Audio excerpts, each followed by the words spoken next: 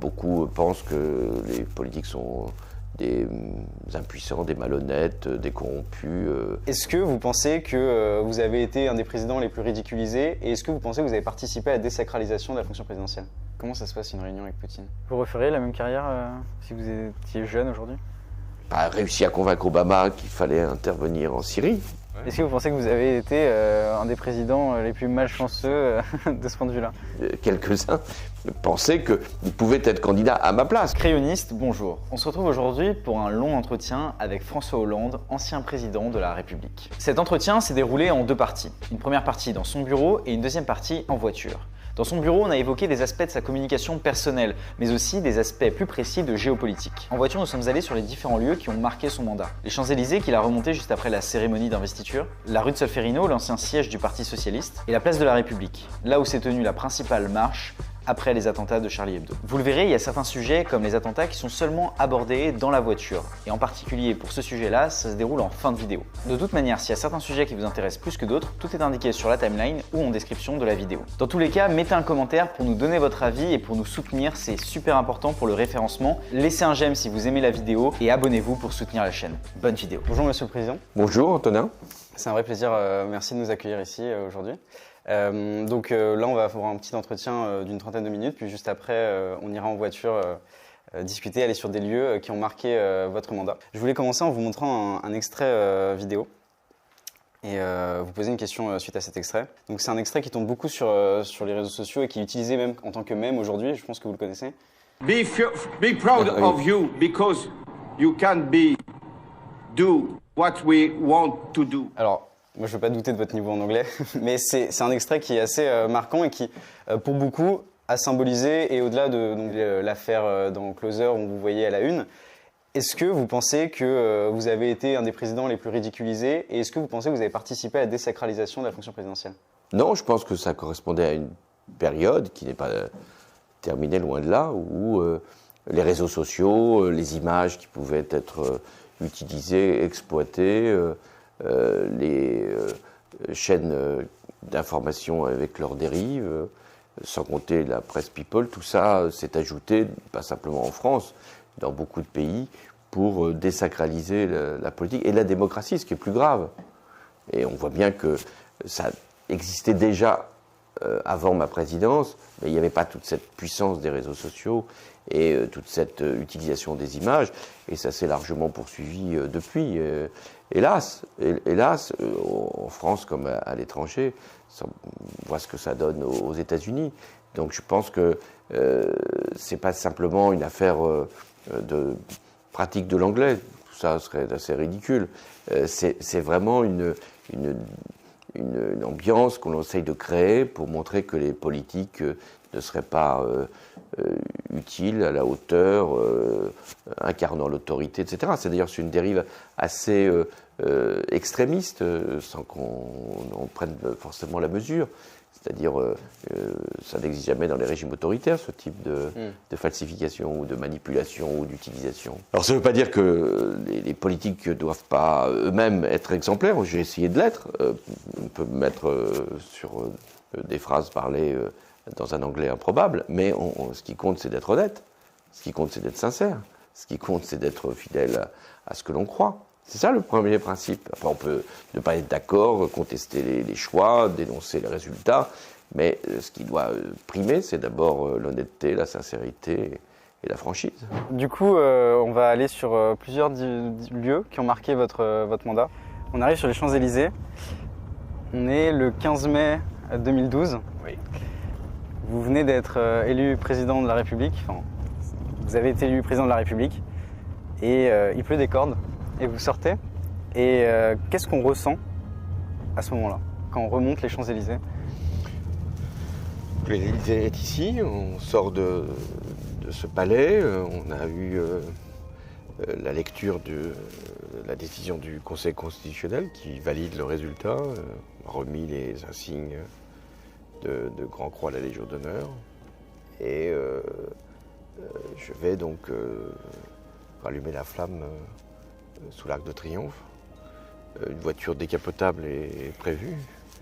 Et il a fait beau jusqu'à 10h, 10h30. À 10h45, il y a un petit crachin, mais rien qui puisse me décourager d'utiliser ce véhicule. C'est un moment de grande émotion parce qu'il y a du monde qui est venu se placer là, derrière des barrières et qui saluent le nouveau président. Je pense qu'ils le font par esprit de légitimité, de respect, puis aussi pour ceux qui m'ont choisi par volonté de participer de cette victoire. Donc il y a du monde, et puis à mesure que nous remontons les Champs-Élysées, il y a de plus en plus de monde et il y a de plus en plus de pluie. Est-ce que, à l'intérieur de soi, comment on se sent? Est-ce qu'on se dit, ça y est, je vais avoir un mandat qui va me permettre enfin d'appliquer les mesures auxquelles je rêve et auxquelles je pense depuis le début de ma carrière politique? Est-ce que c'est plus quelque chose de très très personnel en se disant quelque chose de l'ordre de l'ego? De se dire voilà, c'est moi seul qui vais pouvoir...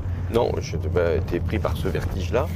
D'abord, c'est le 6 mai que j'ai été élu, même si c'est le 15 mai que je m'installe.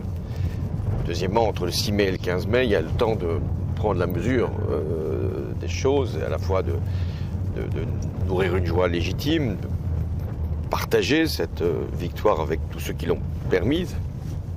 On gagne jamais seul.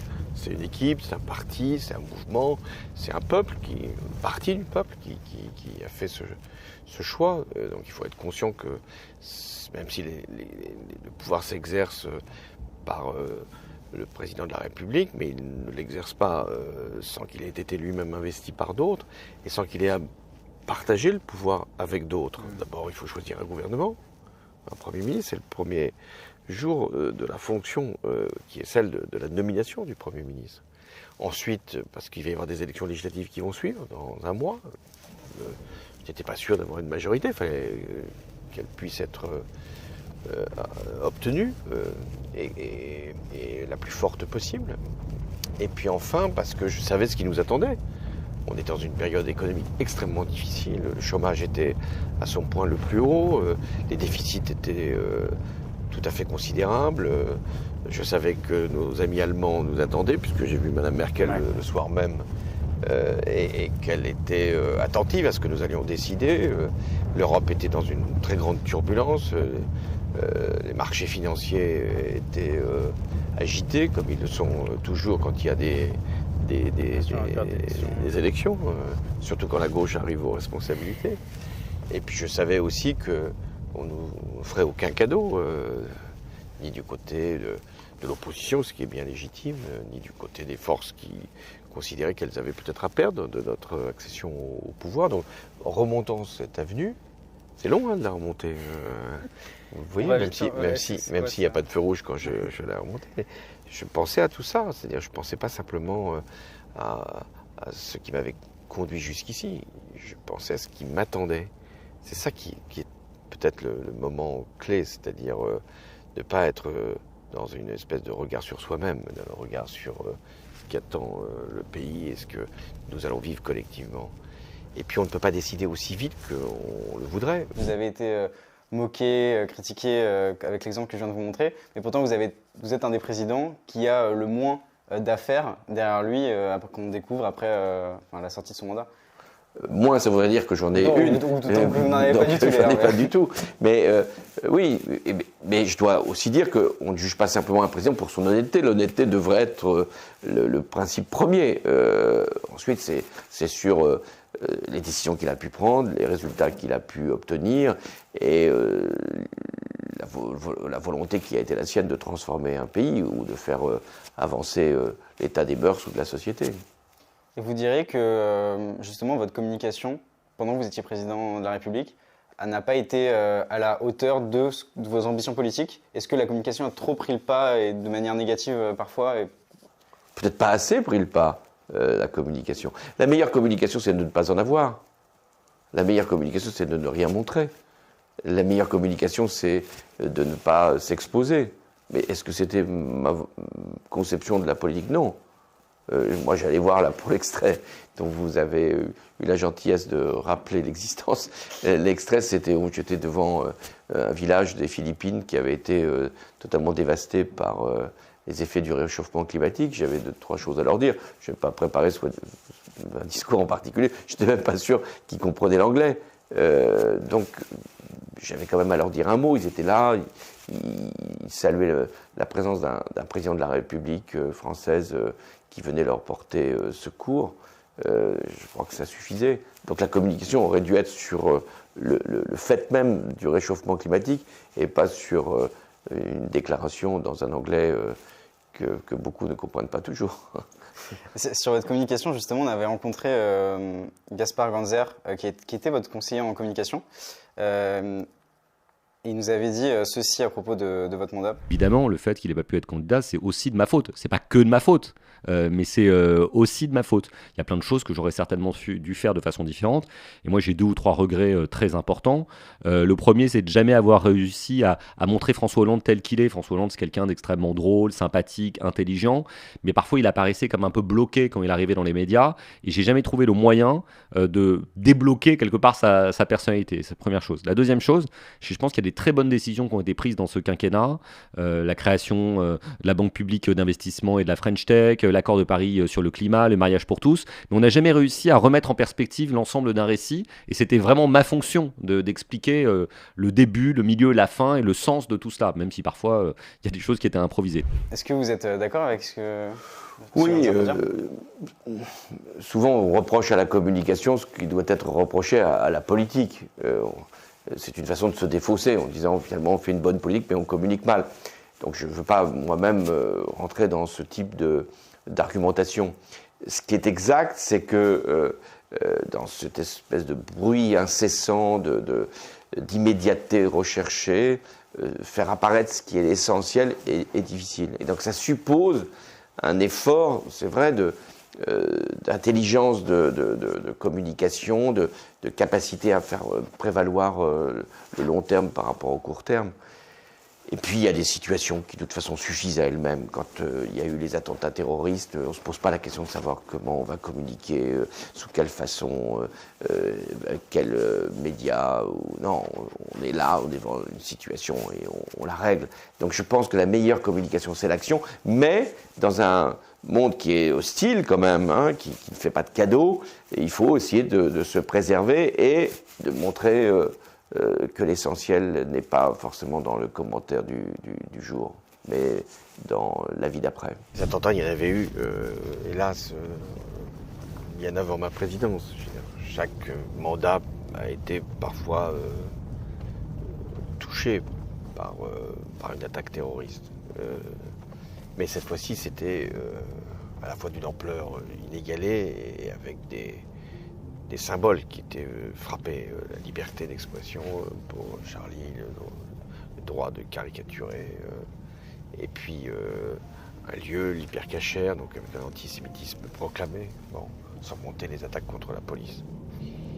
Et là aussi, il était très important que la France tout entière puisse se lever en disant on peut ne pas lire Charlie, mais considérer que c'est un droit fondamental et donc de se mettre à plusieurs millions pour défendre cette conception de la vie en société. Mais vous vous en êtes voulu parfois, vous vous êtes dit j'aurais pas dû faire ça, ou je pense au tout début de votre mandat par exemple sur le président normal, sur le train que vous avez pris, ouais. Et après plein de gens aussi vous ont critiqué là-dessus. Est-ce que vous vous êtes dit j'aurais pas dû faire ça à plein de moments de votre mandat, est-ce que vous vous êtes dit j'aurais pas dû faire ça, ou à chaque fois vous vous êtes dit non, bon, tant pis?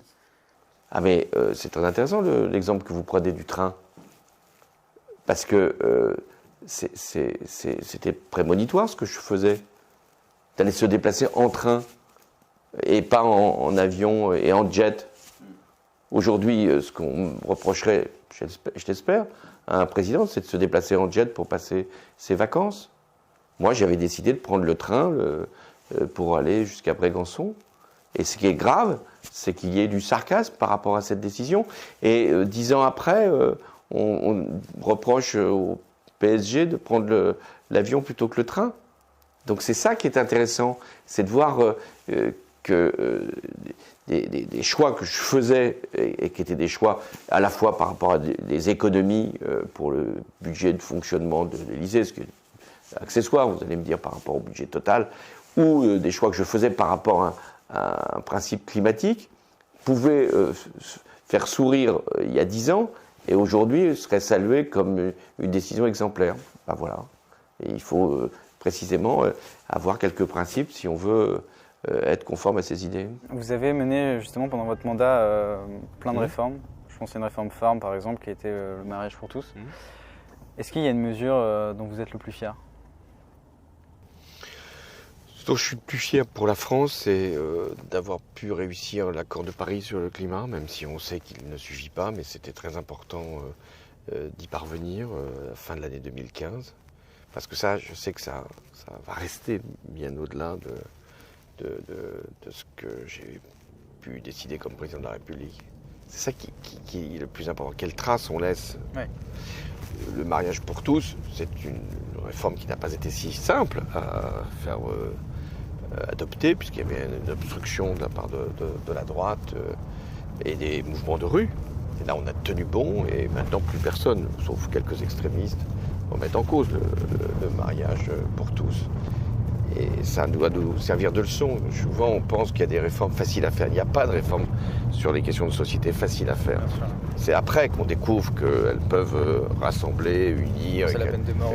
La peine de mort, l'IVG. Donc il faut toujours considérer qu'il faut se battre pour que ces réformes puissent se faire, même si elles sont quelquefois incomprises ou combattues, parce que ça va devenir des grandes lois de la République. C'est une grande loi de la République.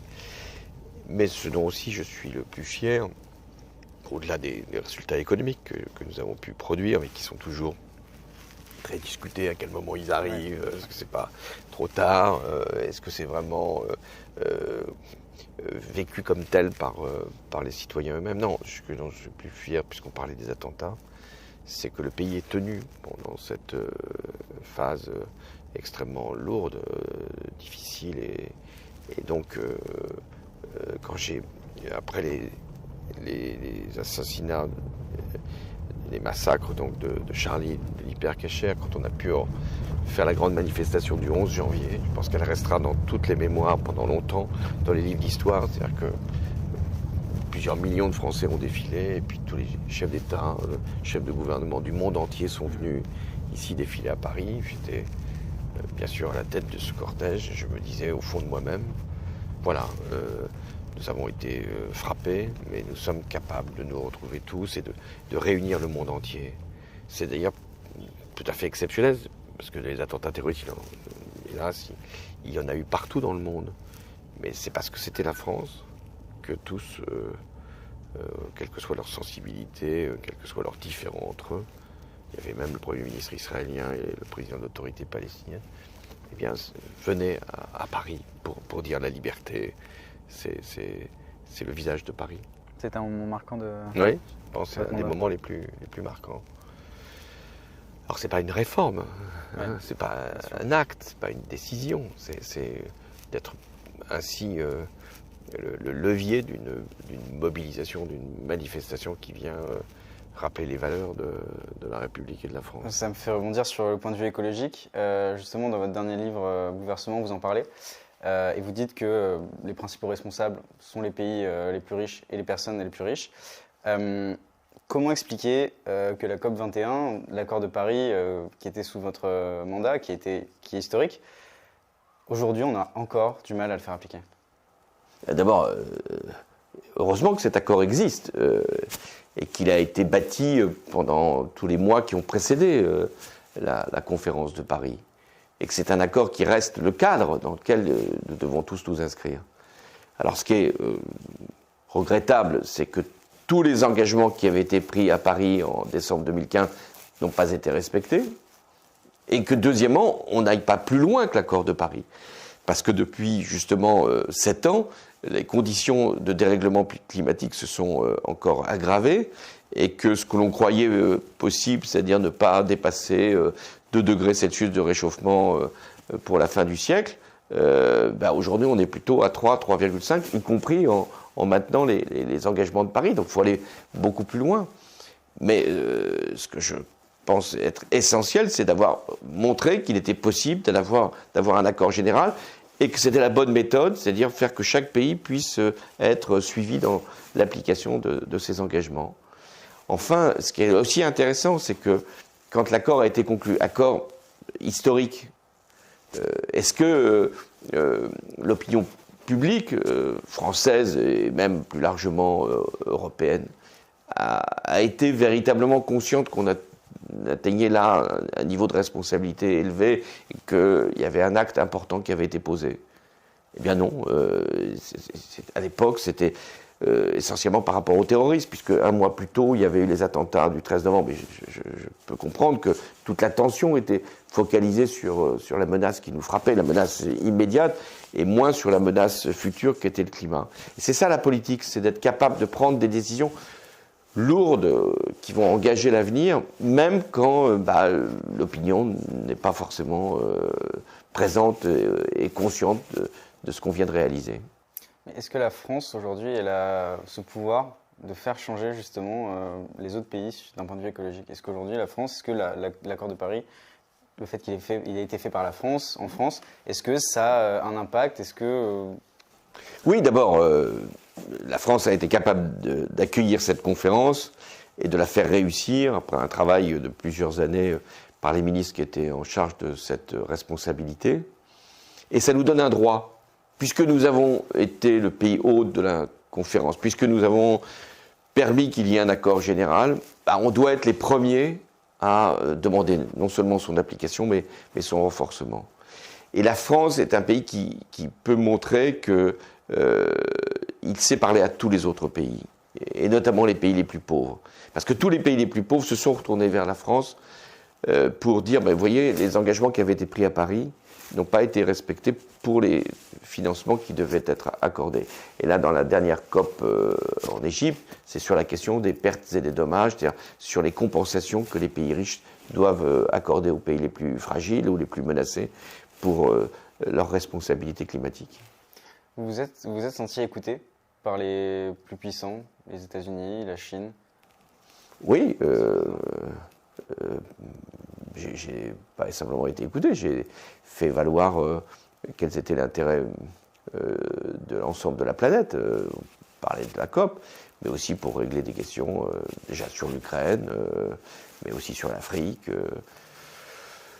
Avec Poutine, c'était un rapport de force, et je ne pouvais pas être seul, il fallait que nous soyons unis, notamment les Européens, et c'est ce qui a été le cas lorsque nous avons négocié les accords de Minsk.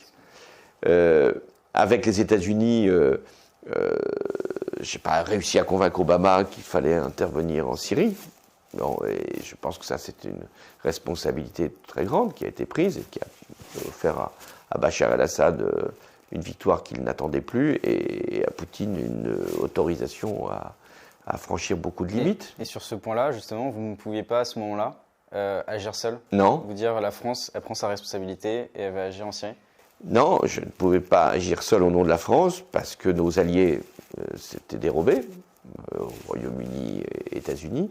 Et deuxièmement, parce que je n'avais pas une résolution des Nations Unies pour agir en Syrie, ni même de l'Alliance Atlantique. Vous ne pouvez pas agir unilatéralement. Ça ne veut pas dire que militairement, nous ne pouvions pas le faire, mais à la fois juridiquement et politiquement, nous ne pouvions plus intervenir.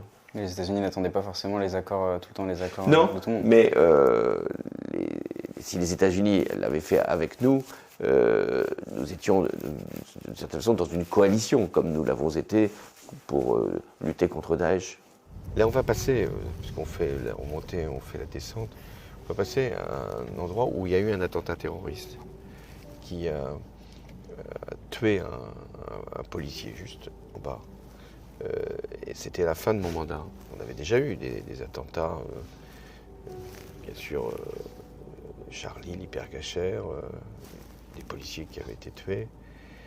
Puis ensuite, le 13 novembre, on avait eu Nice. Et à la fin de mon mandat, alors qu'on avait éradiqué Daesh, il y a eu encore un attentat où un jeune policier a été abattu un peu plus loin. Donc voilà, je crois que c'était important de le rappeler. On est à l'allée, au début d'un mandat, où on sait qu'on va avoir des épreuves. Et là, on fait le chemin de retour et on a eu des épreuves. Et ceux qui les ont, hélas, vécues, ce sont ceux qui ont été confrontés à ces tragédies, et d'abord les policiers. Vous y pensez à chaque fois quand vous, Chaque fois. quand vous venez ici? Ouais. Justement, sur ces situations géopolitiques, j'ai été récemment en Ukraine, à Kiev, où c'est encore la guerre. Ils vivent dans un pays en guerre aujourd'hui. J'ai eu de la chance, j'ai pu échapper aux bombardements sur Kiev qui ont suivi il y a quelques semaines en octobre. Sur justement le conflit ukrainien, comment expliquer que les accords de Minsk et que Poutine ait tout simplement envahi l'Ukraine et que justement les pays occidentaux n'aient pas réussi à faire maintenir ces accords-là?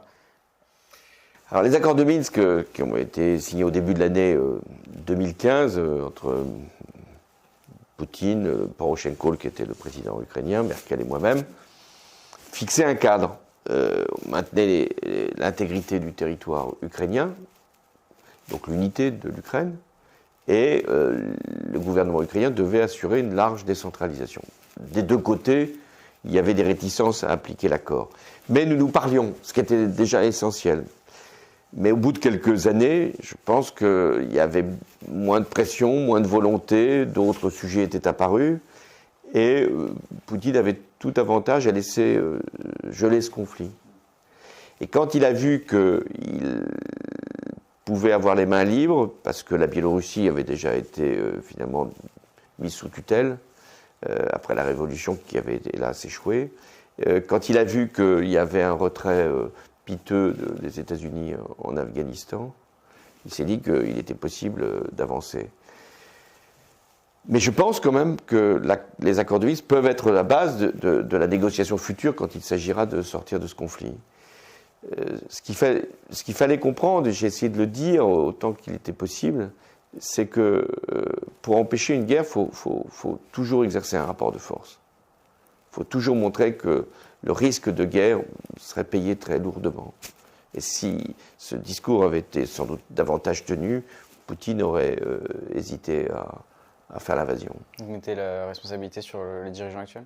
Non, je mets sur la communauté internationale, d'une manière générale, qui a considéré que le problème ukrainien passait derrière d'autres sujets. Il y en a tellement d'autres. L'Iran, la Corée du Nord, toujours le Moyen-Orient, et que Poutine n'irait jamais jusqu'à la guerre. Parce que notre raison, nous conduit à toujours refuser la guerre. Mais ce n'est pas forcément l'argumentation d'un dirigeant qui pense qu'il peut retrouver les frontières de l'Union soviétique. Et qu'à partir de là, toute situation de faiblesse de son supposé adversaire est utilisée à son profit. Et justement, dans les coulisses de ces accords de Minsk, qu'est-ce qui s'est passé? Est-ce que sur la table venait le sujet de se dire on va envoyer des forces armées dans l'est de l'Ukraine pour que l'Ukraine retrouve son intégrité territoriale? Non, à un moment, il avait été question de mettre des forces des Nations Unies pour assurer une protection de la ligne de démarcation. Mais c'était difficile même pour les Nations Unies d'en décider. Donc on a préféré un système de vérification par ce qu'on appelle l'OSCE et par ce que nous engageons après les accords de Minsk. Non, d'intervention militaire, ça aurait été d'ailleurs pour Poutine là l'occasion de dire qu'il y avait une agression. Mais là, ça aurait pu dégénérer sur un conflit mondial. Exactement. Donc de la même manière, je n'ai jamais accepté que l'Ukraine puisse rentrer dans l'OTAN, ce qui aurait été là aussi considéré par Poutine comme un acte belliqueux et qui nous aurait conduit, si l'Ukraine était rentrée dans l'OTAN, à intervenir militairement. Comment ça se passe une réunion avec Poutine? Ça se passe selon le contexte, c'est-à-dire quand il se sent fort, il ne décide rien, il parle longuement et il n'y a pas de conclusion à ce faux dialogue. C'est ce qu'on a d'ailleurs vu juste avant l'intervention de la Russie en Ukraine. Quand il sent qu'il y a une résistance, qu'il y a un risque sérieux pour lui de perdre un statut international ou de victime de sanctions élevées ou d'être contrecarré, compris militairement, il est en position de négociation. Ce qui explique pourquoi à Minsk ça a fonctionné, pourquoi il a accepté le cessez-le-feu, parce qu'il sentait bien qu'à ce moment-là, le risque économique pour lui était très élevé, qu'il n'avait pas les moyens militaires de faire ce qu'il a fait plus tard. Il utilisait des séparatistes ukrainiens, du comité Wagner, etc. Mais ce n'était pas officiellement par la Russie. Bon. Donc il était dans cette position encore où il absorbait la Crimée en passage et attendait. Parce que la grande différence entre un régime autoritaire comme celui de Poutine et un régime démocratique, c'est que lui pense qu'il a tout son temps. Et il sait que nous n'avons qu'un temps limité.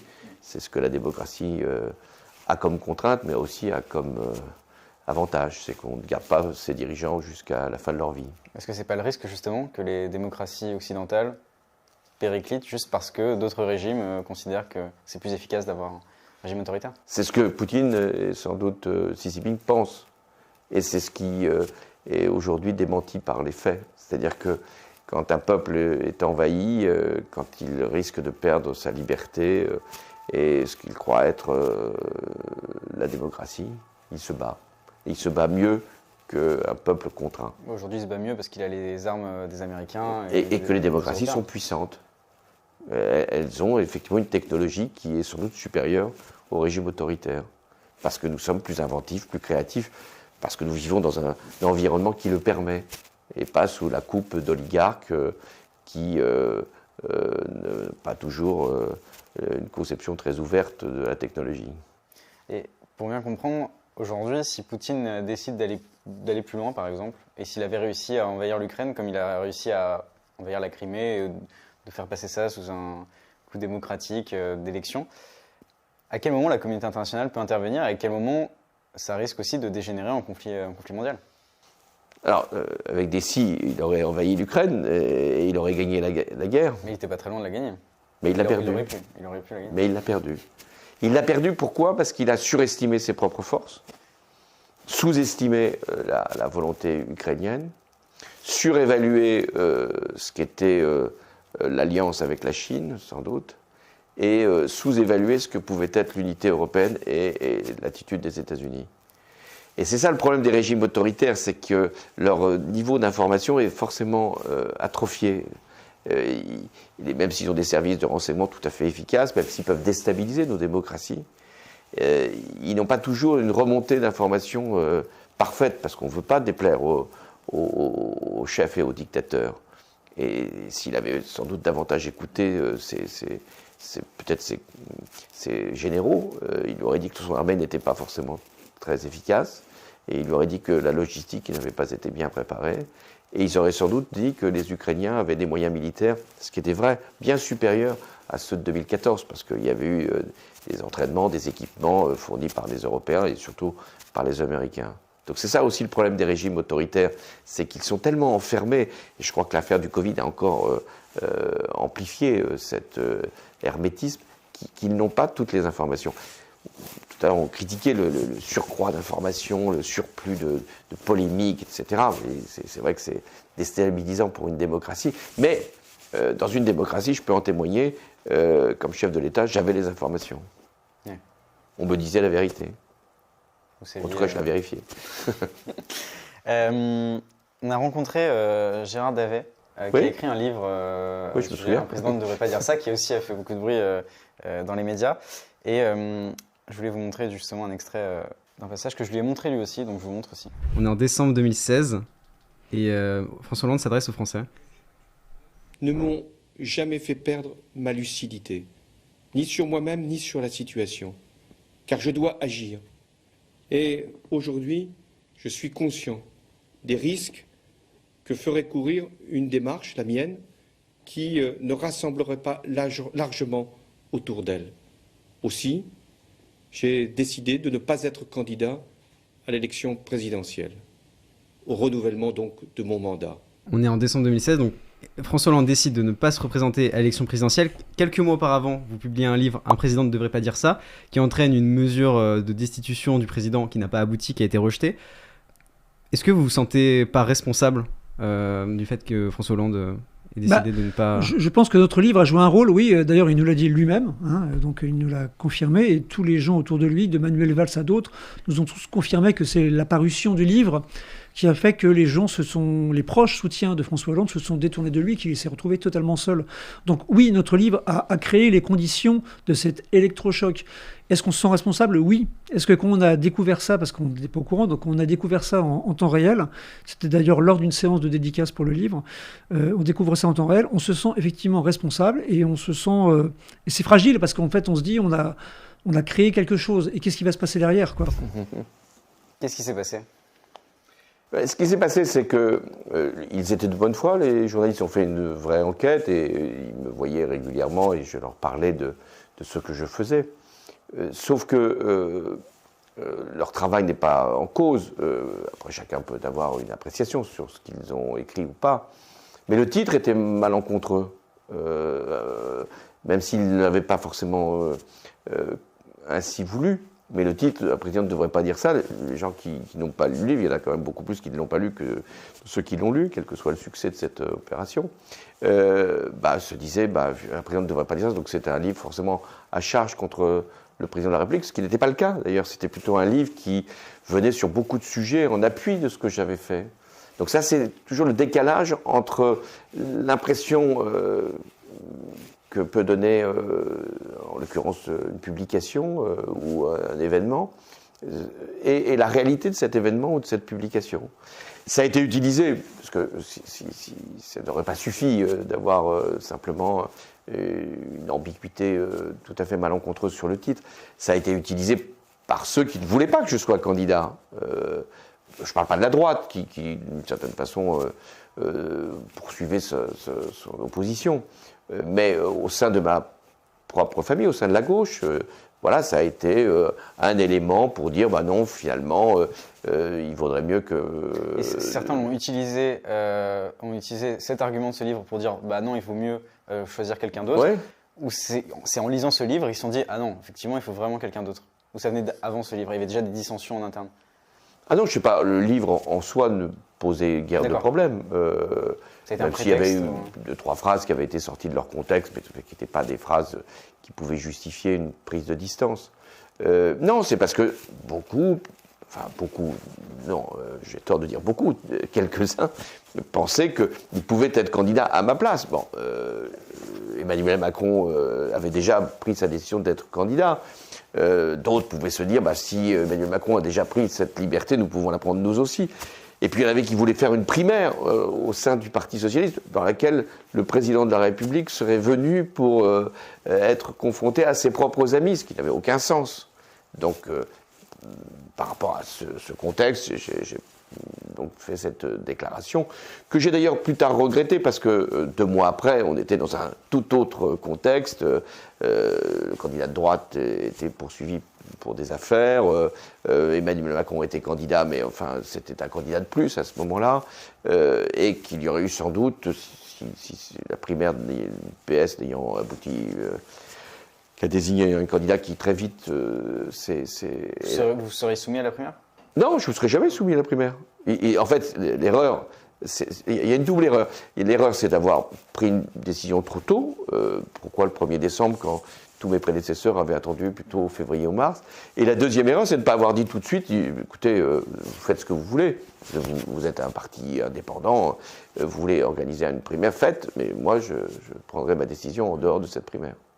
Et vous pensez que si, avec des si, comme on disait tout à l'heure, mais si vous aviez maintenu cette position, il y aurait eu des chances que vous seriez... Je ne sais pas. Je crois que l'ambiance était plutôt à ce que la droite, si elle n'avait pas eu un candidat qui avait eu ces difficultés, elle aurait dû gagner. Donc je ne pense pas du tout que j'étais assuré de gagner moi-même.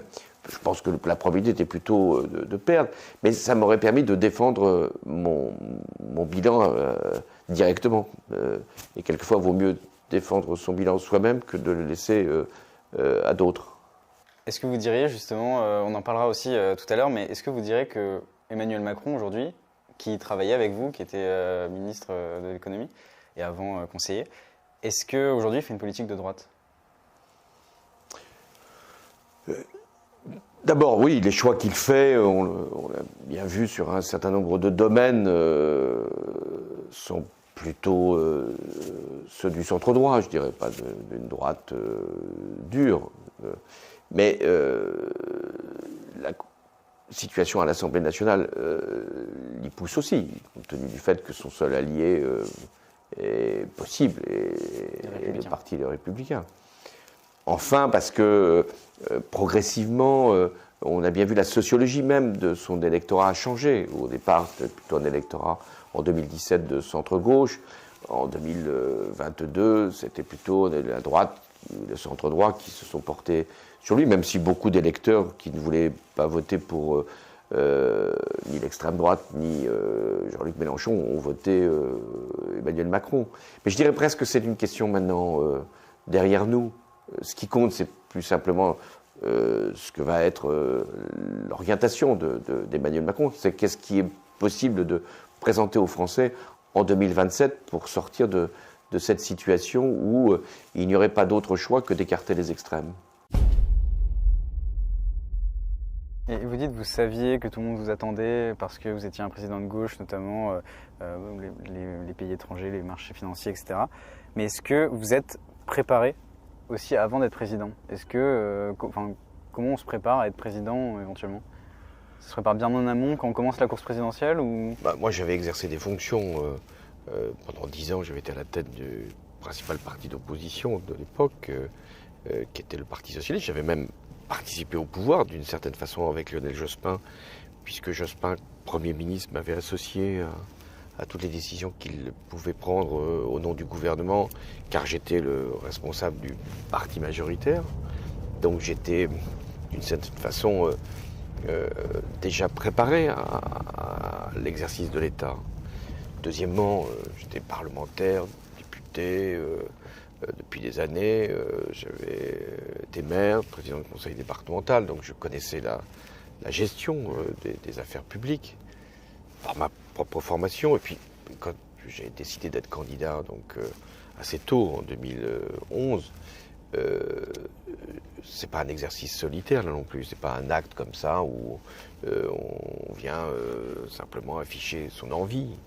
C'était un travail que j'avais mené avec toute une équipe sur les principaux dossiers, et à mesure que j'avançais, que j'avais gagné la primaire qui m'a permis d'être le candidat du Parti socialiste, je m'étais entouré de parlementaires qui connaissaient les sujets, d'experts qui pouvaient me donner des informations. J'avais moi-même fait des consultations auprès des autorités, y compris militaires, qui m'avaient donné des éléments, parce que c'était leur devoir de savoir que si j'étais élu président, il fallait qu'immédiatement je puisse prendre un certain nombre de décisions. Donc, on n'est jamais complètement préparé, parce qu'il se passe forcément des événements. Par exemple, durant la campagne présidentielle de 2012, il y avait eu des attentats, vous vous souvenez, à Montauban, à Toulouse, et Nicolas Sarkozy qui était président. On était en pleine campagne, mais là aussi, on avait pu échanger des informations, et donc je savais que nous étions menacés. Des informations avec Nicolas Sarkozy? Oui, ça s'était fait de manière républicaine. Et donc, C'est-à-dire que de manière républicaine? C'est-à-dire que ce qu'il avait comme connaissance de ce qui pouvait être la menace, il en informait son successeur. Oui. Donc voilà comment on arrive comme président, mais les réalités vous encerclent rapidement. Ça ne vous empêche pas de prendre des décisions, mais voilà, vous êtes confronté tout de suite au réel. Vous n'êtes pas dans une espèce de suspension, ce qu'on appelle l'état de grâce, où tout irait bien, où d'un seul coup, chômage baisserait rien que parce que vous avez été élu, où les gens seraient heureux sans que vous leur donniez quelques éléments pour l'être, parce que vous êtes devenu président de la République. Bon, ça n'existe pas. Il y a sans doute une joie pour un temps, une déception pour d'autres quand leur champion n'a pas gagné. Mais voilà, après, il n'y a pas d'indulgence. Et j'avais un slogan qui s'appelait le changement c'est maintenant. Et très rapidement, je me déplaçais, il y avait des gens qui me disaient alors, monsieur le président, le changement c'est maintenant qu'il faut le faire. Il y a toujours une impatience. Oui, bien sûr. Et c'est toute la question, comment gouverner en respectant les calendriers, le temps. Le vote d'une loi, c'est long. 5 ans, c'est suffisant?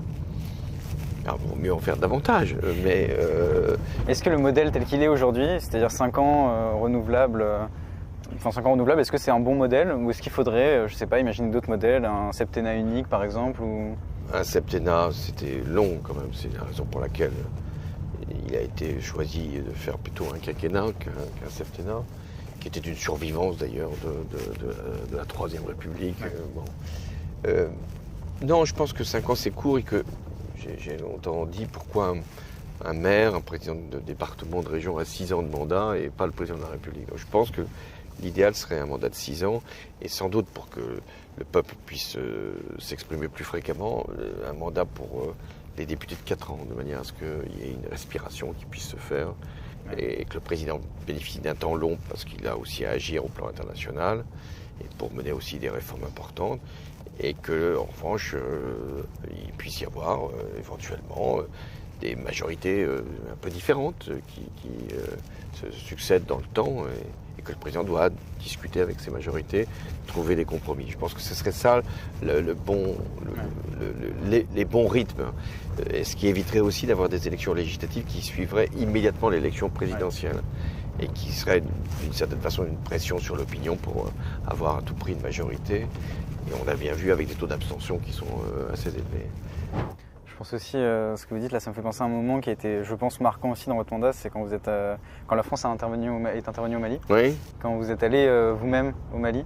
Je crois que vous avez fait une déclaration en disant que c'était un des plus beaux moments de votre carrière. De ma vie politique. Pourquoi ? Parce qu'il y avait des milliers de femmes et d'hommes qui venaient remercier la France.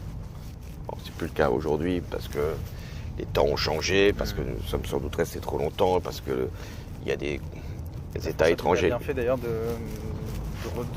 et maintenant de se retirer dès lors que nous sommes plus souhaités même par des autorités qui ne sont pas forcément celles issues du suffrage universel, puisque c'est un coup d'État qui s'est produit au Mali. Mais voilà, quand j'ai pris cette décision, quand il y avait une partie du Mali qui était sous la coupe des terroristes, quand des femmes étaient flagellées, quand des hommes étaient amputés parce qu'ils ne voulaient pas se soumettre, quand on est venu, enfin quand les soldats français sont venus les libérer, et que moi-même je suis arrivé, et que j'ai vu cette foule manifester sa joie, je me suis donc exprimé pour dire que nous ne venions pas là pour des intérêts commerciaux ou financiers, nous n'avions aucun intérêt. Nous venions pour régler aussi une dette. C'est-à-dire que beaucoup de grands-parents, arrière-grands-parents de ces Maliens étaient venus, pendant les 2 guerres mondiales, nous porter assistance. Ce qu'on appelait les tirailleurs sénégalais. Bon. Et bien là, c'était notre tour, on venait leur porter secours quand ils étaient attaqués.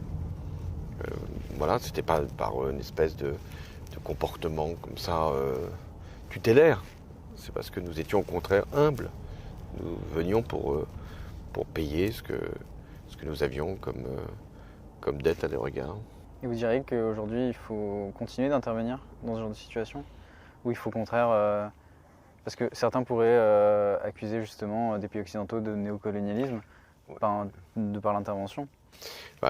Quand on n'est pas appelé, quand on n'est pas souhaité, il n'y a aucune raison d'être présent. Mais en revanche, de ne pas assister à un pays en danger, alors que les autorités de tous ces pays nous le demandent, ça, ce serait une grave faute. On ne peut pas intervenir partout, mais là, en l'occurrence, au Mali, et le président de l'époque et les chefs d'État des pays voisins voulaient tous que nous soyons là. Et il n'y avait aucun comportement néocolonial, parce que, je vous le disais, on allait chercher aucun intérêt particulier. Nos soldats, ils sont morts, parce que nous avons eu plusieurs dizaines de morts au Mali. Ils sont morts pour une idée de porter secours à un pays, pas pour avoir des avantages économiques pour la France, en aucune façon. Et la France aujourd'hui a des intérêts encore économiques en Afrique ou... Elle en a sans doute, mais c'est pas pour ça qu'elle doit participer à des opérations militaires, heureusement. Mais ceux qui font le plus de prédation, c'est pas les pays européens, c'est les Russes avec le commando Wagner, et puis ce sont les Chinois qui souvent prêtent dans des conditions qui ne sont pas toujours les plus avantageuses pour les pays africains et qui prennent les matières premières. Bon, alors, je ne dis pas qu'il n'y a pas eu autrefois des comportements coloniaux et des prédations, des spoliations dans l'histoire, mais là, en l'occurrence, aujourd'hui, non. Ouais, le néocolonialisme viendrait plutôt de la part des Chinois. Je pense, oui. C'est pas du néocolonialisme, ils n'ont jamais été colonisateurs, mais voilà, c'est des rapports déséquilibrés. Ouais. Là, on va se rendre du coup rue de Solferino. C'est là où il y avait avant le siège du Parti Socialiste, un parti... Alors devant, on va... Ouais, alors là, déjà, on est déjà devant l'Assemblée nationale, effectivement. On est déjà devant l'Assemblée nationale. Oui, effectivement, on peut en parler de l'Assemblée nationale. Donc, j'y ai siégé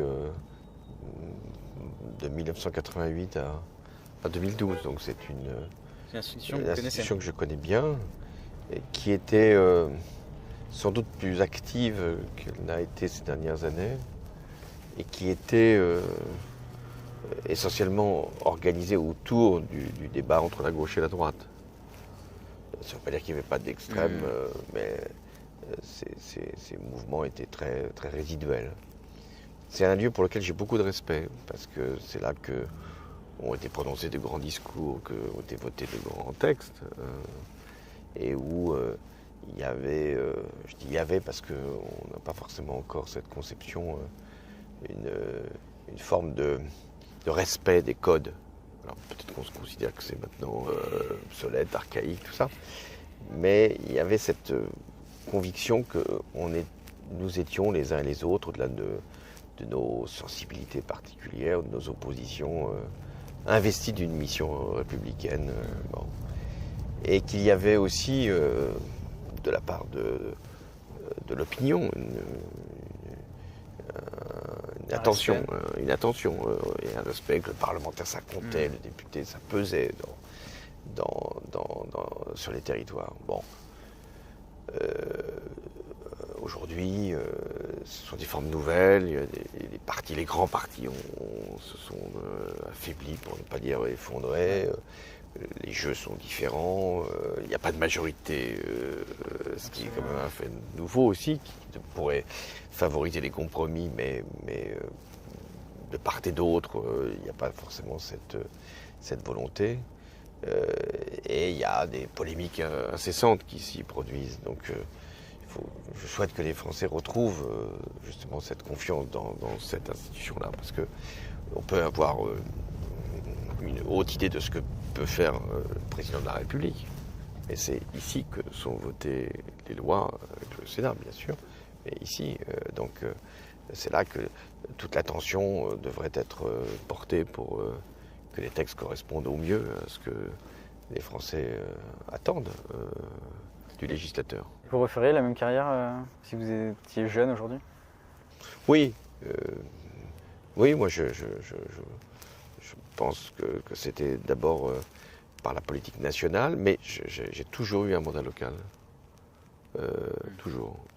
J'ai toujours conçu mon action nationale en lien avec un territoire, en l'occurrence la Corrèze. Mais je ferai la même chose parce que je considère qu'on ne fait pas de la politique simplement pour gérer son territoire. On fait de la politique pour la nation. Là, on est représentant de la nation tout entière. On n'est plus le député. Il y a eu une fameuse polémique où il y avait un personnage qui avait dit je suis le député de Nancy. Il lui avait été répondu non, vous n'êtes pas le député de Nancy, vous êtes le député de. À partir du moment où vous êtes élu, vous êtes représentant de la nation. Effectivement. Mais je trouvais ça intéressant d'essayer de voir aussi, parce qu'aujourd'hui on voit qu'il y a un manque d'intérêt, comme vous disiez, pour la politique, notamment vis-à-vis des plus jeunes qui ne se désintéressent pas forcément de la politique, mais ont un engagement justement associatif ou dans les entreprises. Et c'est intéressant de voir aujourd'hui, est-ce que ces institutions politiques qui représentent l'État, est-ce qu'elles ne vont pas finalement péricliter, et comment faire en sorte qu'elles ne périclitent pas pour qu'on puisse continuer d'avoir des institutions valides et respectables ?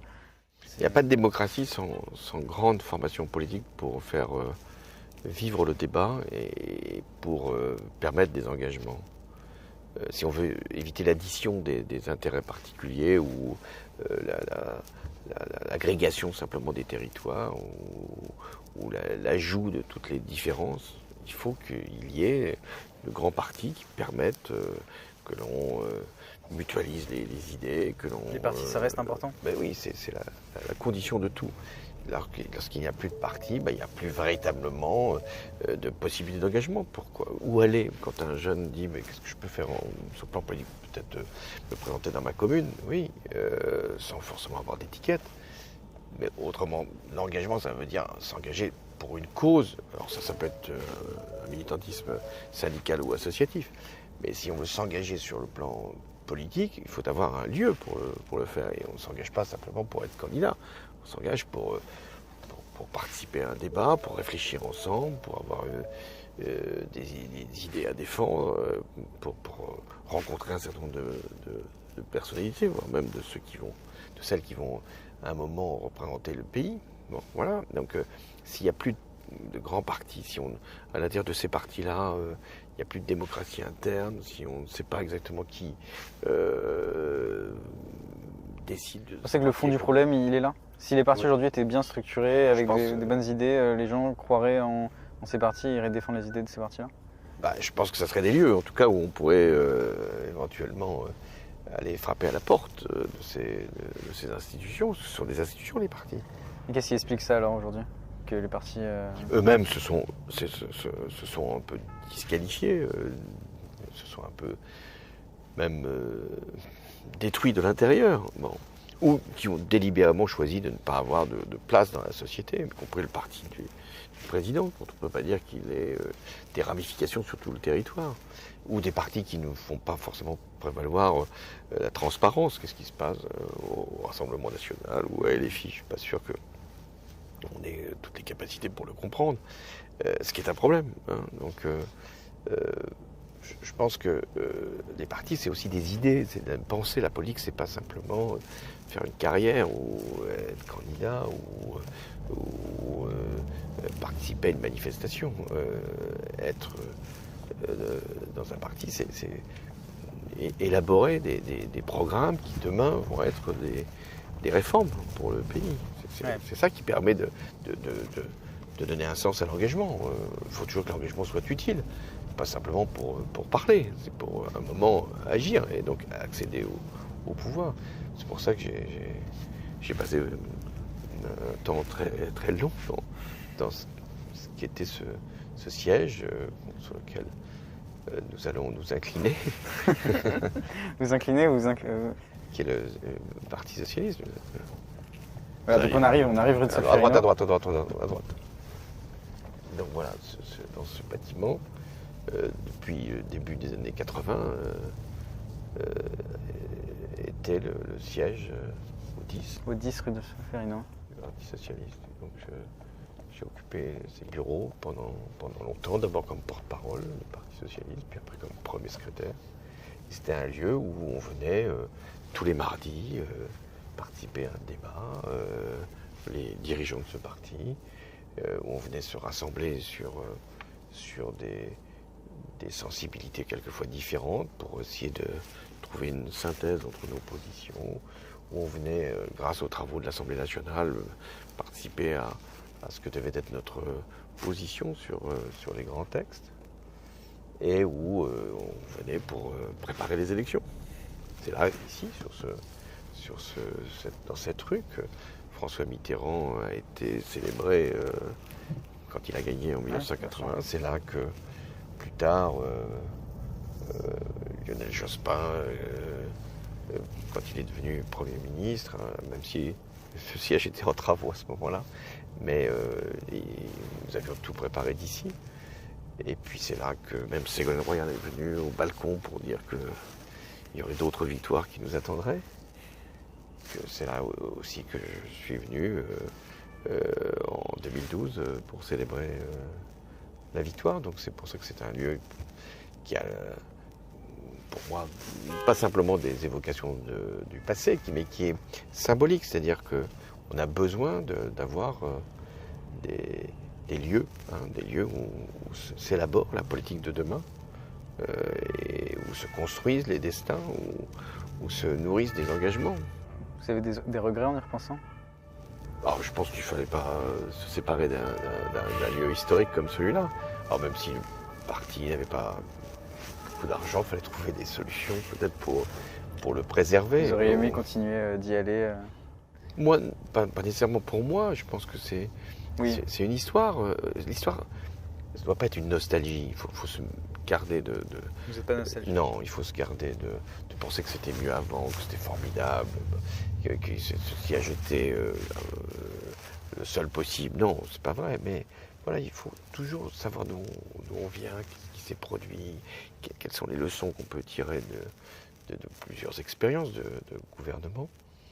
Et puis, si on devait en changer, pourquoi pas, il fallait trouver un autre lieu qui porte un symbole. Aujourd'hui, où est le Parti Socialiste? Je crois qu'il est plus en dehors de Paris d'ailleurs, il est sur scène. Voilà, donc on n'arriverait même pas à aller jusque-là, pas simplement à cause de la circulation, parce qu'on ne le trouverait pas. Alors c'était important, parce qu'il y a des militants qui est proche passaient. de l'Assemblée nationale aussi. Oui, et puis il y avait des militants, des curieux qui venaient, qui frappaient à la porte, disant voilà, c'est chez nous, on veut rentrer, on veut voir. Hein, c'est important ça aussi.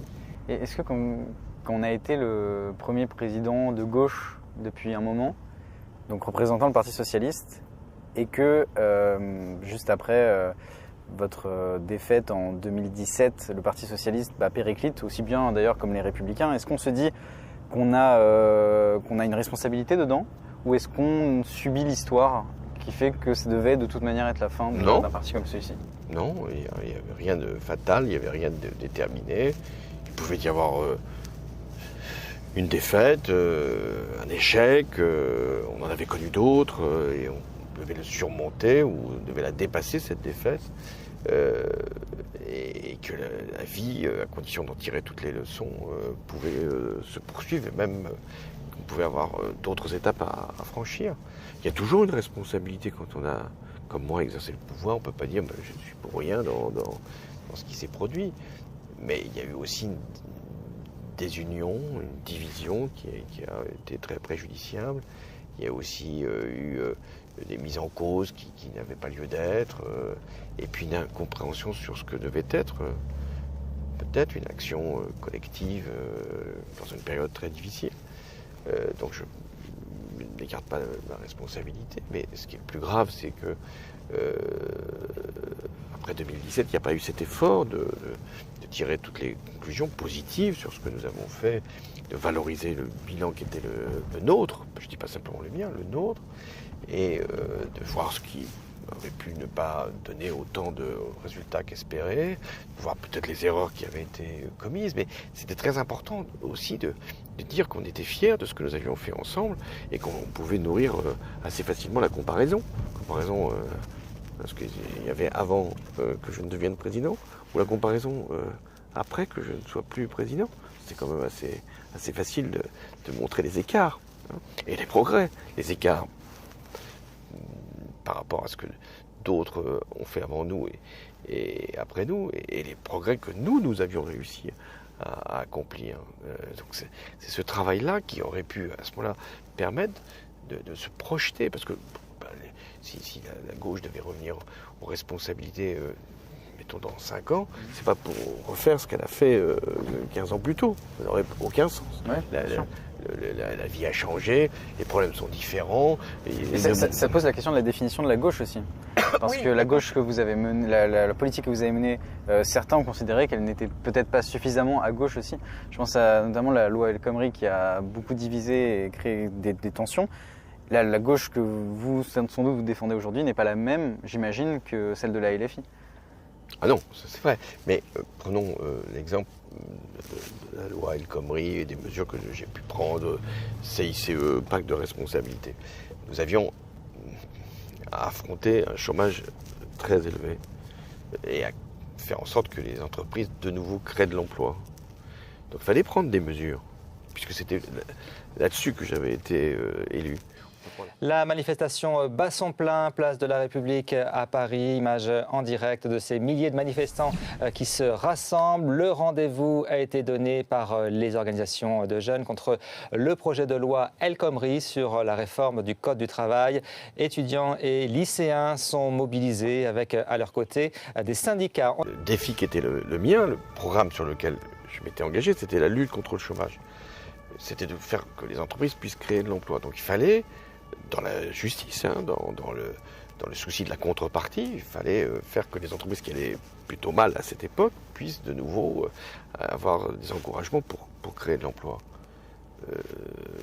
Aujourd'hui, le chômage n'est plus le sujet d'actualité. Le sujet d'actualité, c'est l'inflation.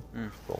Donc toute la question, c'est quand il y a un défi à relever, en l'occurrence celui du chômage, aujourd'hui celui de l'inflation, c'est quelles sont les méthodes que l'on va employer pour répondre à l'objectif qu'on s'est fixé. Et donc la méthode que j'avais choisie, c'était celle du dialogue social avec des organisations syndicales pour essayer de trouver les accommodements que l'on pouvait apporter au marché du travail pour essayer de faire que les recrutements se fassent en CDI et pour qu'il y ait quelques souplesses qui soient apportées aux petites et moyennes entreprises, qu'on leur donne plus de moyens pour investir et pour recruter. Je ne regrette pas du tout ces choix-là, puisque nous avons réussi à faire baisser le chômage. Ouais.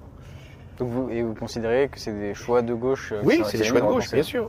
C'est des choix de gauche de faire que plus de personnes dans l'emploi. C'est vraiment même le premier devoir de la gauche, c'est de permettre à tous ceux qui veulent travailler de pouvoir le faire, sans diminuer leurs droits. Et d'ailleurs, on parle de la loi El Khomri, mais enfin, elle a été abrogée par Emmanuel Macron avec les ordonnances Pénicaud. Ouais. Si ça avait été une loi libérale, elle ne l'aurait pas été. Bon. Et puis aujourd'hui, c'est l'inflation. L'inflation, c'est l'impôt sur les pauvres. C'est plus dur pour les catégories les moins favorisées. Donc il faudrait normalement avoir une politique fiscale telle que moi-même je l'avais menée, oui. C'est-à-dire de faire davantage participer les patrimoines importants et les revenus élevés. Donc c'est ça, être de gauche, c'est de trouver à chaque fois les réponses appropriées aux problèmes qui nous sont posés. Et puis il y a des éléments de structure. Les éléments de structure, c'est l'éducation, c'est la condition première pour que les inégalités ne se reproduisent pas, pour qu'il puisse y avoir un espoir de promotion, pour que la réussite puisse être à la portée de tous, pour qu'on puisse vivre dans une république. C'est ça la première priorité. Celle-là, elle ne change pas, quels que soient les événements économiques. Il faut avoir cette volonté. Et puis pour le reste, c'est de faire progresser la société sur la question des libertés. Et quand on est confronté, comme je l'ai été, au terrorisme, pour être capable de trouver le bon équilibre entre protéger les citoyens, ils nous le demandent, et garantir les libertés. C'est sans doute ce qui fait que si d'autres avaient été aux responsabilités pendant le temps où j'ai été président, il n'y aurait sans doute pas eu les mêmes décisions qui auraient été prises. Mais est-ce que justement, quand on est élu président de la République, c'est un peu ce qu'on disait tout à l'heure sur les représentants, les députés à l'Assemblée nationale, on devient élu et représentant de la nation, bien qu'on ait été choisi par un parti pour représenter la nation. Est-ce qu'à partir de ce moment-là, la logique les dynamiques politiques qu'on avait initiées avec notre parti se lisse de sorte à ce qu'on puisse gouverner tout un pays? Oui, d'abord c'est même un devoir, c'est-à-dire que candidat d'un parti, je deviens le président d'une nation. Donc ça ne veut pas dire abandonner ce qui a été mon engagement, mais ça veut dire être capable de rassembler les Français, même ceux qui n'ont pas voté pour moi.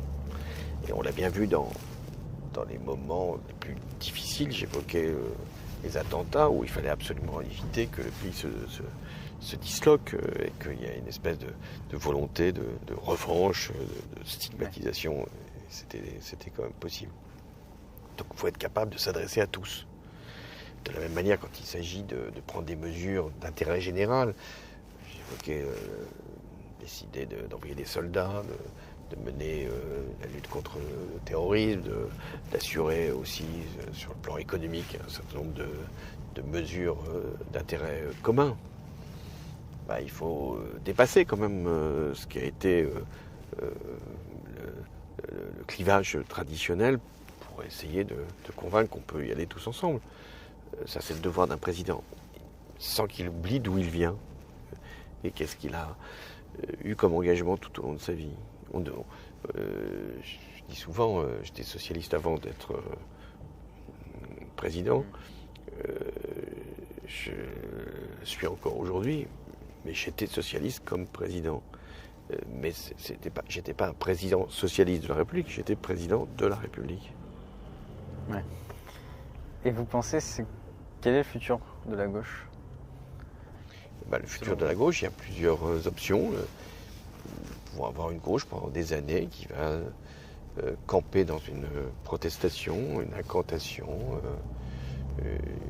s'insurger contre des inégalités insupportables, à juste raison, manifester, sans être capable de produire un programme, de nouer des alliances, de donner une crédibilité qui permettrait de venir au pouvoir. Ça, c'est l'option telle qu'on la connaît aujourd'hui. Vous pensez là au Parti Socialiste tel qu'il est aujourd'hui? Ou vous pensez à la France Insoumise? Je pense à la France Insoumise et à ses alliés. Ouais.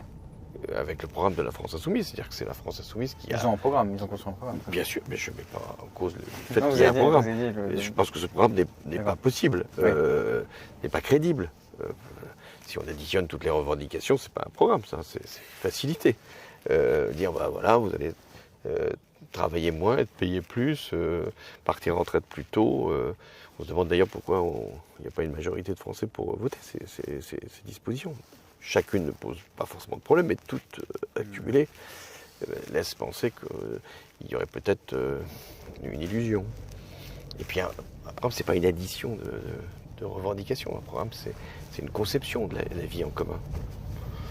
Donc voilà, ça c'est...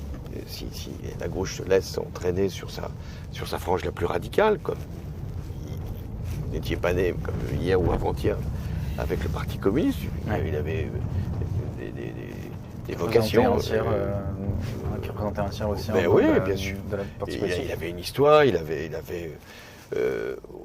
légitimité forte. Bah, oui, mais c'était pas ce que les Français voulaient majoritairement. Ouais.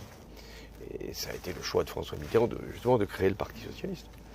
Ben, aujourd'hui, c'est pareil. Il faut donc ouvrir une autre option, c'est-à-dire qu'il faut recréer une force qui puisse, avec le reste de la gauche, si elle veut bien s'y associer, je pense qu'une partie y est prête, en tenant compte des nouveaux sujets, le réchauffement climatique, la fin des énergies fossiles, la redistribution qu'il faut faire. Bon, mais il y a donc des éléments qui sont forcément totalement nouveaux à intégrer. Il faut être capable donc de créer cette nouvelle formation politique à partir du PS, s'il veut bien, à partir de son électorat en tout cas, pour qu'il puisse y avoir de nouveau une perspective de victoire. C'est ça qui compte. Et pour que la politique reprenne un peu son sens, c'est-à-dire pas simplement écarter ce que l'on ne veut pas, en l'occurrence l'extrême droite, pour choisir ce qu'on ne veut pas non plus, mais parce que c'est un moindre mal. Il faut essayer de retrouver des raisons positives de voter. C'est ça qui va compter. Et si on n'y parvient pas, ce n'est pas le problème simplement de l'avenir du Parti socialiste ou de la gauche, c'est l'avenir de la démocratie en France. Si on ne retrouve pas des conditions pour donner une espérance, il y aura de l'abstention, il y aura du retrait, il y aura peut-être de la violence en se disant puisqu'on ne peut pas y arriver par la voie pacifique du vote, on peut le faire autrement. Mais le risque extrémiste est sérieux. Est-ce que vous ne pensez pas que ça se joue aussi sur, je pense aux réseaux sociaux et le monopole que peuvent avoir les Américains sur les réseaux sociaux notamment? Est-ce que vous ne pensez pas que ça se joue aussi là-dessus, à la fois l'enjeu de la démocratie, essayer de la renouveler, et aussi le fait qu'aujourd'hui on est en perte, on a des pertes de repères aussi à cause de ces bulles différentes qui se créent sur les réseaux sociaux? Oui, on n'avait pas imaginé qu'un milliardaire mettrait 40 milliards pour acheter Twitter et que sur Twitter, il ferait ce qu'il pense bon pour lui et pas bon pour la liberté ou pour l'humanité. C'est lui qui va décider. Est-ce que c'est pas une nouvelle forme de gouvernance? Oui, une nouvelle forme de politique. Comme jamais on en a connu. Oui. On a connu des presses qui étaient soumises aux puissances d'argent, on a connu des chaînes de télévision qui étaient dominées par les États, on a connu beaucoup de mise en cause du pluralisme, mais c'est la première fois qu'on a finalement un empire qui est en train de se constituer, des empires qui sont en train de se constituer et qui vont altérer notre propre capacité de jugement, faute d'informations fiables qui nous seront données. Ça, c'est aussi un enjeu démocratique. Comment fait-on? Alors, il faut lutter contre ces puissances d'argent, mais elles sont lointaines. Il faut être capable peut-être d'avoir d'autres plateformes, d'autres canaux, d'autres tuyaux. Est-ce que les États ne sont pas dépassés, justement? Ils le sont. Ils le sont. Donc, à eux de s'organiser pour faire barrage. Mais il y a aussi une responsabilité du citoyen. Personne n'est obligé de prendre Twitter s'il ne veut pas prendre Twitter. Oui, mais le jour où tout le monde se retrouve sur Twitter, il faudrait peut-être dire, puisque c'est un canal qui ne nous est plus assuré comme indépendant et comme libre, peut-être qu'il faut se décider collectivement à avoir d'autres lieux de discussion. Justement, ça me fait penser à Dailymotion. Je crois que c'était sous votre mandat qu'il y avait eu une histoire que Dailymotion pouvait justement grossir et devenir un gros... l'équivalent, on va dire, le concurrent de YouTube à l'échelle européenne. Je me souviens plus exactement de cette histoire, mais je crois que justement, je ne sais pas si c'était la France ou l'Union européenne qui avait refusé qu'il soit trop gros et de concurrencer YouTube. Est-ce que c'est quelque chose, je ne sais pas si vous... Oui, je me souviens de cette... C'est quelque chose que vous regrettez ou vous dites qu'il faudrait mais il faudrait que ce soit au niveau européen, qu'on nous empêche, nous, de créer une espèce de monopole en France, pour l'imaginer. Mais c'est au niveau européen qu'il faut créer d'autres structures. Et deuxièmement, il y a des régulations possibles. Vous pouvez autoriser des Amazon ou autres GAFA en leur imposant des règles de concurrence, des règles de liberté. Et ça, c'est à l'Union européenne de le faire. Il faut qu'elle soit beaucoup plus incisive d'ailleurs et intrusive. Les Américains le font quand ils se sentent eux-mêmes menacés. Et donc nous devons le faire parce que c'est pas une affaire simplement d'intérêt économique ou financier, c'est une affaire de liberté fondamentale. Donc on arrive place de la République où le 11 janvier 2015, vous l'avez déjà évoqué tout à l'heure, c'est réuni, je crois à Paris c'était 1,5 million de personnes qui sont venues marcher. C'était à la suite des attentats de Charlie Hebdo, on n'était pas encore en novembre 2015 avec les attentats qui sont arrivés aussi au Bataclan. C'était une situation exceptionnelle. Je n'ai pas le souvenir, moi, de mon vivant, mais je ne sais pas si avant d'autres présidents ont connu une telle situation. Est-ce que ça... Comment vous l'avez vécu de l'intérieur et comment la crise a été gérée? Alors d'abord, des attentats, il y en avait eu, hélas, bien avant ma présidence. Chaque mandat a été parfois touché par une attaque terroriste. Mais cette fois-ci, c'était à la fois d'une ampleur inégalée et avec des symboles qui étaient frappés. La liberté d'expression pour Charlie, le droit de caricaturer, et puis un lieu, l'hypercachère, donc avec un antisémitisme proclamé, sans compter les attaques contre la police. Et là aussi, il était très important que la France tout entière puisse se lever en disant on peut ne pas lire Charlie, mais considérer que c'est un droit fondamental et donc de se mettre à plusieurs millions pour défendre cette conception de la vie en société. Ensuite, moi, j'avais, avec les ministres qui m'entouraient, à rassurer les Français sur le fait que nous puissions agir contre ces terroristes qui nous faisaient la guerre. Et ça a été encore plus vrai le 13 novembre. Et de le faire sans remettre en cause nos principes fondamentaux, parce que ça aurait été vraiment leur donner justement cette victoire. Et de le faire aussi avec le soutien large du pays, ce qui était le cas. Donc ça a été très important que les Français comprennent ce message.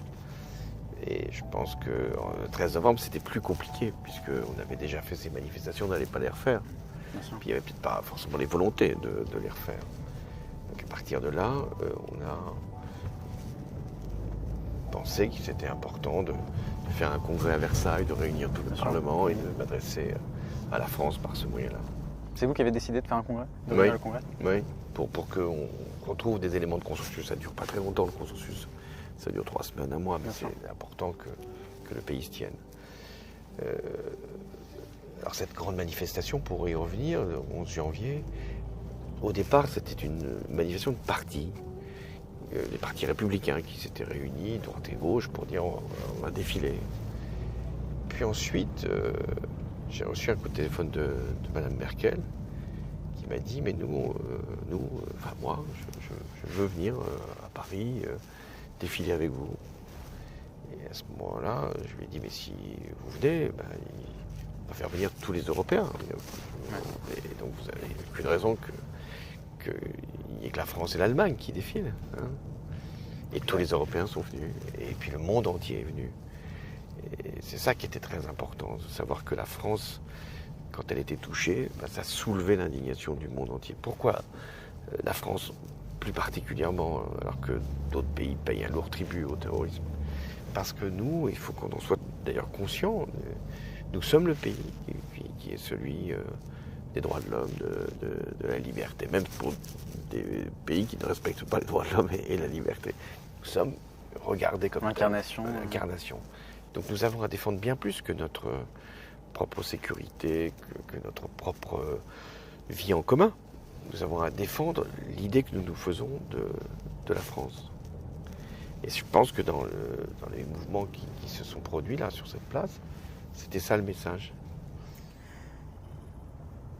Et justement, vous évoquiez tout à l'heure le fait que c'était une période difficile et vous disiez que justement en tant que président, il faut faire tout en sorte pour réunir tous les Français et pour faire en sorte que les Français n'aillent pas dans la vengeance, les représailles. Est-ce que vous vous êtes dit, je pense à ça parce que je pense à un article récemment qui est sorti sur Gérard Collomb qui disait ce que je savais, je ne l'ai pas dit parce que sinon Marine Le Pen serait passée. Je ne sais pas si vous avez vu cet article. Est-ce que justement, quand vous êtes un président, en plus de gauche, vous vous dites ces attentats ont été produits par l'immigration qui est arrivée en France et que la gauche, les politiques de gauche ont souhaité aussi. Est-ce qu'on se dit c'est cette responsabilité-là ou est-ce que finalement ce n'est pas du tout lié et ça ne vient même pas dans l'esprit? Les actes terroristes ont été commis parce qu'une organisation terroriste, Daesh, a voulu les organiser. Ils se sont servis d'individus, certains issus de l'immigration, d'autres non, pour commettre ces actes. Pas l'immigration qui a produit le terrorisme, c'est le terroriste qui a utilisé désarroi, le fondamentalisme, la radicalité ou quelquefois le désœuvrement de certains individus. Donc moi je n'ai rien eu à cacher ou à défendre qui serait de laisser penser qu'on aurait eu une responsabilité ni dans l'accueil des réfugiés, puisque certains nous l'ont aussi reproché en disant c'est parce qu'il y a des terroristes qui sont venus à travers les mouvements de réfugiés qu'il y a eu des attentats. C'est aussi dans ce sens-là que je posais cette question. Donc là-dessus, nous avions ce devoir d'accueillir les réfugiés. Et c'est vrai que les groupes terroristes ont utilisé les mouvements qui se faisaient et ont pu arriver jusqu'à nous, mais ils sont arrivés par d'autres moyens, parce qu'ils sont arrivés de Belgique, ils ne sont pas arrivés de Syrie. Il se trouve qu'ils pouvaient arriver de Syrie, mais ils ne passaient pas forcément par la France. Et d'autres étaient en Belgique depuis des années, ou en France. Donc voilà, je ne pense pas qu'il faille faire ce lien, ce qui ne veut pas dire qu'il ne doit pas y avoir de rappel de ce que sont les règles de la vie en République, la laïcité, le respect des croyances sûrement, mais aussi des valeurs fondamentales, de ne pas mettre en cause la dignité des femmes, le droit de ne pas croire, la caricature. Donc c'est toutes ces questions-là qu'il faut à chaque fois rappeler. Et la laïcité, c'est pas une invention, c'est pas une doctrine, c'est une règle, c'est une loi de la République. Donc, voilà. Et à gauche, c'est encore plus important de le dire. Justement, est-ce que c'est pas difficile quand on est de gauche de défendre ça en période d'attentats, en période de Daesh qui existait, qui prospérait au Moyen-Orient? Est-ce que c'était pas difficile de continuer à être de gauche, justement? Bah non, parce que c'était peut-être aussi parce que nous étions justement, nous, défenseurs de la liberté, encore plus visés, ciblés par les terroristes. au moment du procès des complices des attentats et des auteurs même des attaques du Bataclan et des terrasses. Et il était rappelé par des enregistrements vidéo que les tueurs ont dit voilà, nous sommes là parce que François Hollande a décidé d'intervenir en Syrie, au Mali. Donc voilà, ils savaient à qui ils avaient affaire. Est-ce que j'aurais dû me dire finalement j'aurais dû ne pas aller mettre en cause Daesh, mettre en cause le terroriste? Non. Ça fait un coup, bien sûr, ça fait un coup, bien sûr. Mais c'est ma responsabilité, je devais le faire. D'abord parce qu'ils nous avaient déjà attaqués bien avant qu'on ait eu à intervenir. Mais parce que c'était notre devoir d'intervenir.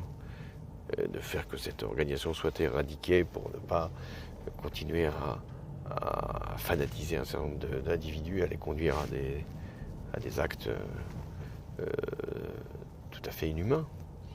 Donc voilà, il y a toujours un moment de se dire est-ce que j'ai eu raison, est-ce que j'ai bien fait, est-ce que c'était la bonne décision? Oui,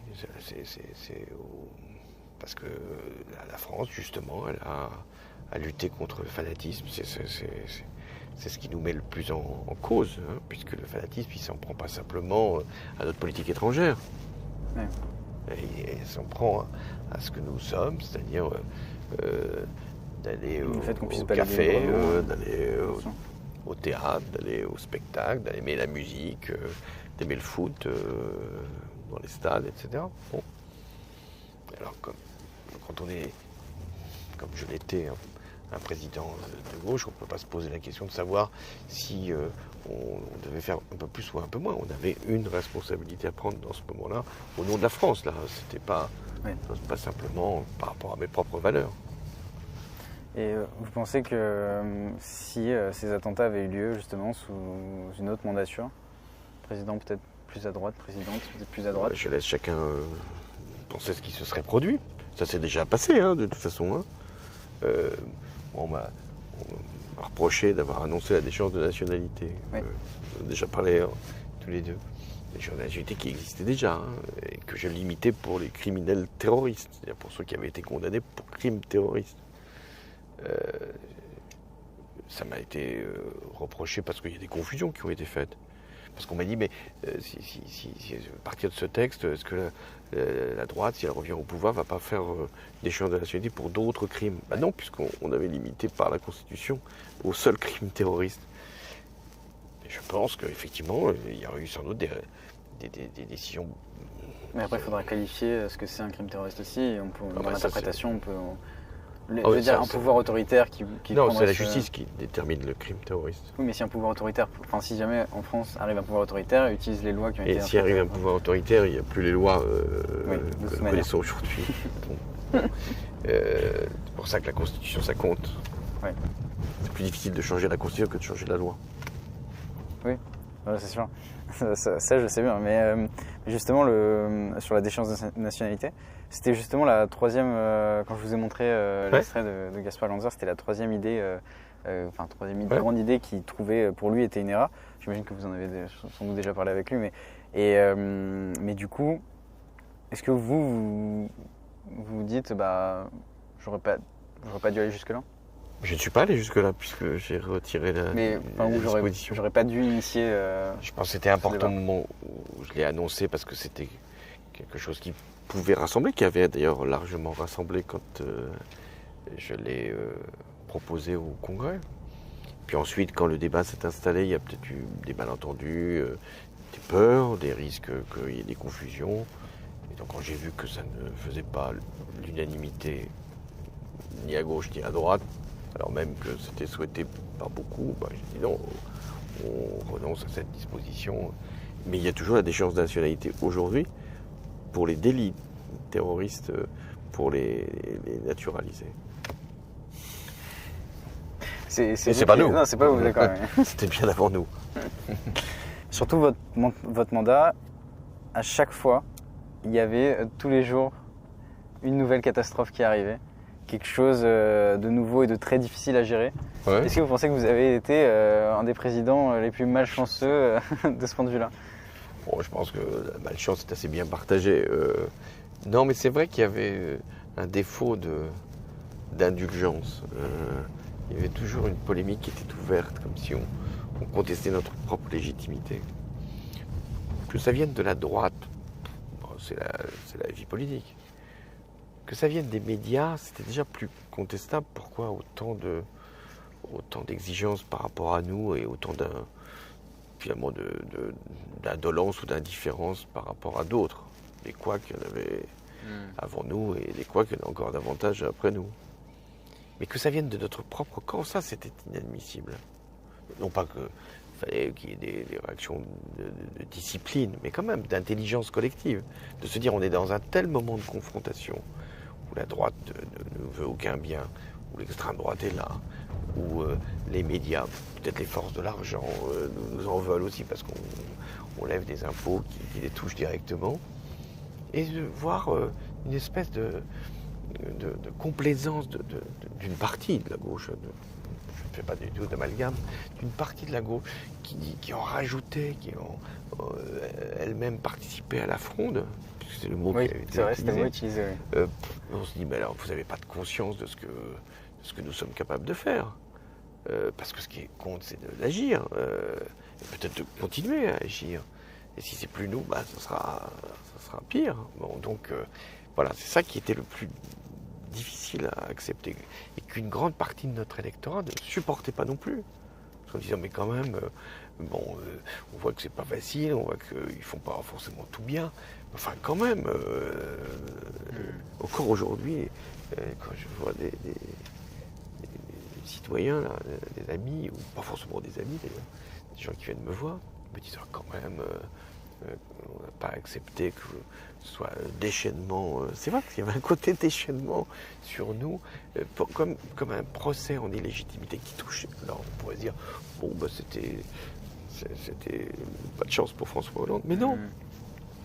C'est récurrent, ça touche toujours la gauche. Est-ce que c'est pas son destin finalement à la gauche de ne jamais gouverner? Non. Dans ce cas-là? Alors c'est pas si elle pense qu'elle ne doit jamais gouverner. Est-ce qu'elle doit se persuader qu'elle pourra gouverner, mais in fine, une fois qu'elle gouverne, elle se retrouve à se saboter elle-même? Non, je pense que ce qui se produit dans l'histoire, c'est que la gauche déçoit toujours. Et c'est bien c'est pas bien qu'il en soit ainsi, parce qu'il ne faut jamais décevoir, mais elle porte tellement d'espoir, peut-être d'illusion quelquefois, qu'on en attend tellement, qu'on est forcément toujours finalement un peu désorienté quand elle ne va pas jusqu'au bout de ce que nous voudrions qu'elle fasse. C'est toujours ce qui s'est produit. D'où le procès permanent en trahison, en disant quand même, vous n'avez pas changé le capitalisme, vous n'avez pas détruit la finance, vous n'avez pas aboli. Voilà, c'est ça. Vous n'avez pas. Vous voyez, la finance existe toujours. Il y a encore des banques là qui sont installées. Comment ça se fait? Donc c'est absurde. C'était pas cette finance-là qu'on mettait en cause. C'est pas le fait qu'on distribue des crédits. C'était le fait qu'il y avait de la spéculation, qu'il y a toujours. Même si on a essayé de corriger certains excès. Bon, voilà. Donc la gauche, elle est dans ce destin-là. Il faut qu'elle gouverne, parce que sinon il n'y a pas de progrès. Quand on regarde toutes les grandes conquêtes, c'est quand même la gauche qui les a produites, pas toutes, mais enfin beaucoup. Et puis, à un moment, elle en fait jamais assez. Elle en fait jamais assez, et c'est après qu'on la regrette. Hein. Est-ce que c'est pas ça qui a laissé un boulevard justement à Emmanuel Macron? Non, ce qui a laissé un boulevard à Emmanuel Macron, c'est le fait que les grands partis se soient eux-mêmes déconsidérés. C'est pas lui c'est pas lui qui a engendré ça? Il avait sans doute perçu la faiblesse de ces partis. C'est pour ça qu'il n'a pas choisi d'ailleurs de prendre une candidature au PS, ou c'est pour ça qu'il a choisi de prendre son... Parce qu'il aurait pu choisir... Il aurait pu aussi, bien sûr. Mais parce qu'il ne se retrouvait pas forcément dans ce mouvement. Mais voilà, il a vu avant d'autres qu'il y avait une espèce de fatigue dans ces grands partis, de division, les primaires à droite, les primaires à gauche, l'impossibilité de faire apparaître une nouvelle génération aussi, une espèce d'accumulation des mandats, une génération qui s'accrochait. Mais il n'a rien construit non plus qui puisse permettre aujourd'hui d'avoir un renouvellement. Voilà, c'est la fin de cette vidéo. Si elle vous a plu, pensez bien à mettre un commentaire, à laisser un j'aime et à vous abonner, c'est super important. On se retrouve dès la semaine prochaine. Salut!